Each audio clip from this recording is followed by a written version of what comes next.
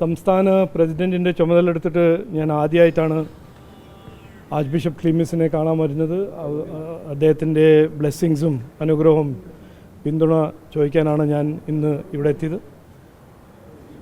പിന്നെ അതിൻ്റെ കൂടെ ഇന്നലെ മിനിഞ്ഞാന്ന് KCBC ഇറക്കിയ ആ പ്രസ് റിലീസും കേരളത്തിൻ്റെ MPസിൻ്റെ വഖഫ് അമെൻമെൻറ്റ് ബില്ലിന് പിന്തുണ കൊടുക്കാനൊരു റിക്വസ്റ്റും അതിനും ഞാൻ അദ്ദേഹത്തിനെ താങ്ക് ചെയ്തു. വേറെ കമ്മ്യൂണിറ്റിക്ക് വേണ്ടി എത്രയോ പണി ചെയ്യാൻ ഉണ്ട്, അത് ചെയ്യാൻ ഞാൻ തയ്യാറാണ് എന്ന് ഞാൻ പറഞ്ഞു. മനസ്സിലാക്കാൻ കഴിയുന്നത് കോൺഗ്രസിൻ്റെ MPമാർ ഒരുപക്ഷെ വഖഫിനെ പിന്തുണച്ചേക്കില്ല, അങ്ങനെ അല്ല, അത് അവരോട് തന്നെ ചോദിക്കണം. ഞാൻ ഇന്നലെയും പറഞ്ഞു, മിനിഞ്ഞാന്നും പറഞ്ഞു, ഇതൊരു വഖഫ് അമെൻമെൻറ്റ് ബിൽ ഒരു ഏതു സമുദായത്തിന് എഗെയിൻസ്റ്റ് ഒരു ബില്ലല്ല.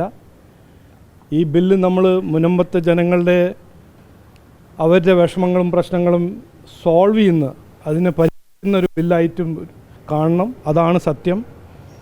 അതുകൊണ്ട് അത് ഏത് MP ആണെങ്കിലും, അത് കോൺഗ്രസിൻ്റെ ആണോ മുസ്ലിം ലീഗിൻ്റെ ആണോ BJPൻ്റെ ആണോ CPMൻ്റെ ആണോ, ആ MPൻ്റെ ഒരു കടമയാണ് അവരുടെ ഈ വിഷമവും പ്രശ്നങ്ങളും അവരുടെ ഒരു പെട്ടെന്ന് ഉണ്ടായ പ്രോബ്ലം അല്ലല്ലോ, ഇത് കാലമായിട്ട് ഇരിക്കുന്ന ഒരു പ്രശ്നം, ഒരു ലാൻഡ് പ്രോപ്പർട്ടീൻ്റെ ഇഷ്യൂ, അതിനെ പരിഹരിക്കണമെന്ന് അവരുടെ ഒരു കടമയാണ്, അവരുടെ ഡ്യൂട്ടിയാണെന്ന് ഞാൻ മിനിഞ്ഞാന്നും പറഞ്ഞു, ഇന്നലെയും പറഞ്ഞു, ഇന്നും ഞാൻ അവരോട് അഭ്യർത്ഥിക്കുന്നു.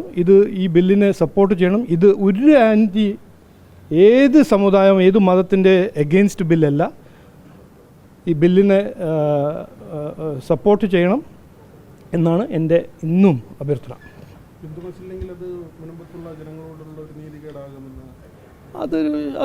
അത് ഞാൻ പറയേണ്ട ആവശ്യമുണ്ടോ?